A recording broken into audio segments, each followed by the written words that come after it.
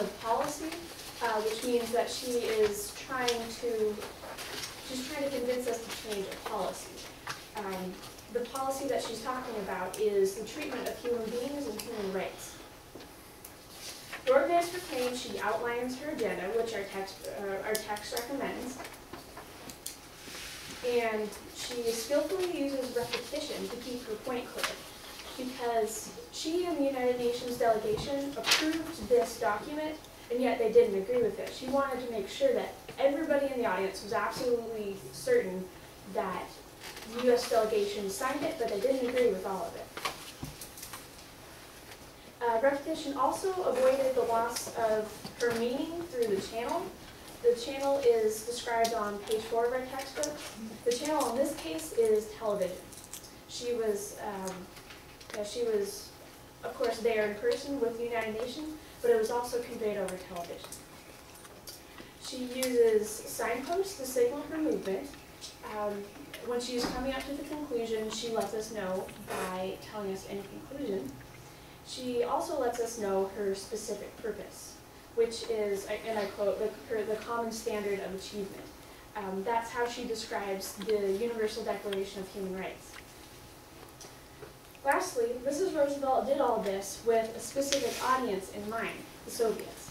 Of course, she was talking to a broader audience, the entirety of the, of the United Nations, but she specifically wanted to address the Soviets. Now that we know a little bit about the speech and the conventions found in the speech, let's watch a little bit of the speech. And following that, we will go to Rosalinda, who will conclude with why we admire Mrs. Roosevelt.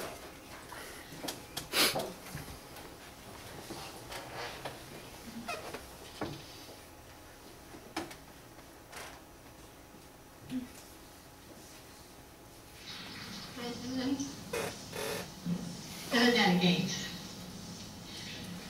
the long and meticulous study and debate of which this Universal Declaration of Human Rights is the product means that it reflects the composite views of the many men and governments who have contributed to its formulation.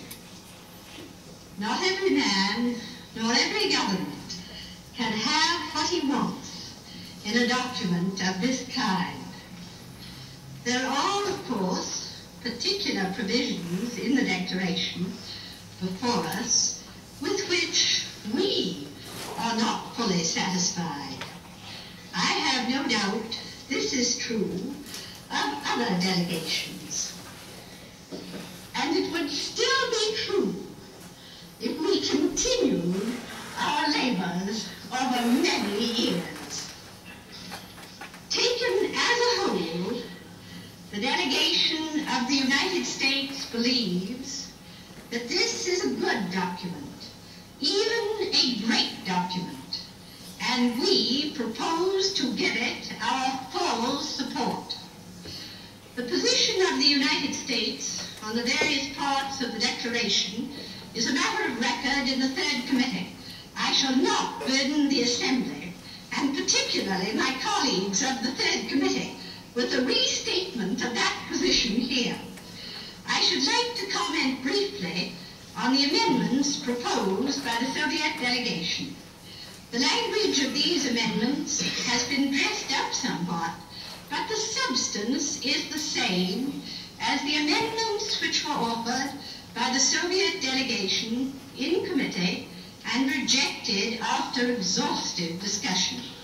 Substantially the same amendments have been previously considered and rejected in the Human Rights Commission.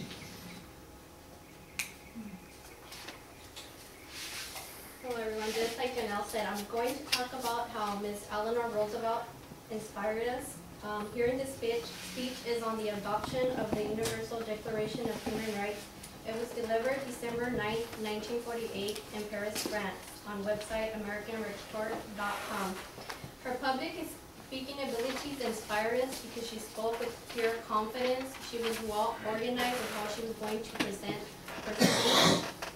When speaking, she motivated her audience by persuading them and using examples and testimonies. When talking about human rights, she demonstrated leadership and optimism to the world.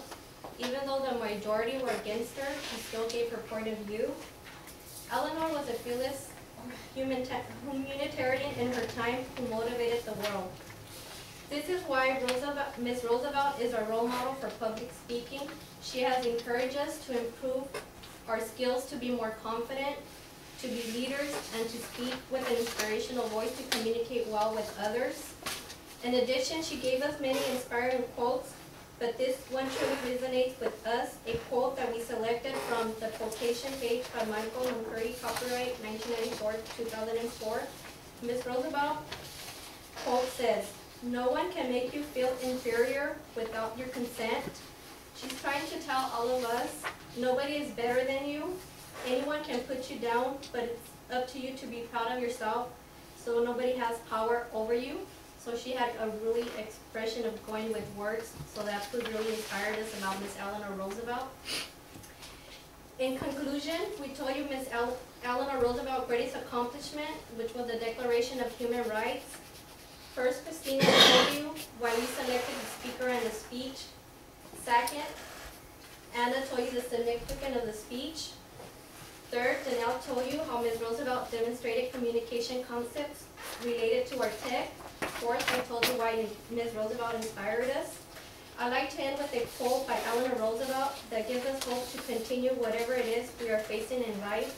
The quote says, "You gain strength, courage, and confidence by every experience in which you really stop to look fear in the face. You are able to say to yourself, I have lived through this war. You must do the things that you think you cannot do." Thank you.